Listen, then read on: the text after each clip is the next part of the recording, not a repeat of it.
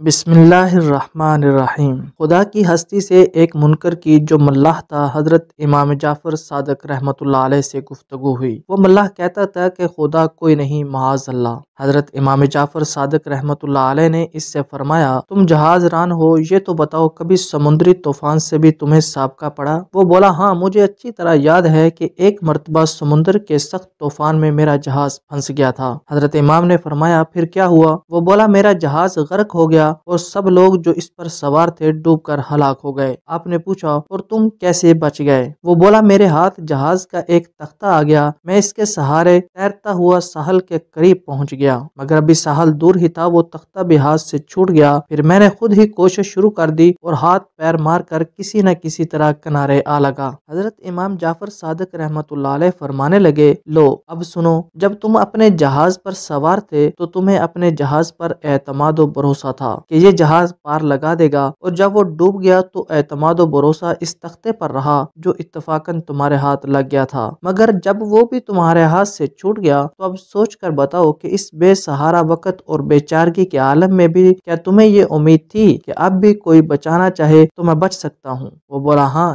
یہ امید تو تھی۔ حضرت نے فرمایا، مگر وہ امید تھی کس سے کہ کون بچا سکتا ہے؟ اب وہ دہریہ خاموش ہو گیا اور آپ نے فرمایا، خوب یاد رکھو، اس بے چارگی کے عالم میں تمہیں جس ذات پر امید تھی وہی خدا ہے، اور اسی نے تمہیں بچا لیا تھا۔ ملاح یہ سن کر ہوش میں آ گیا اور اسلام لے آیا۔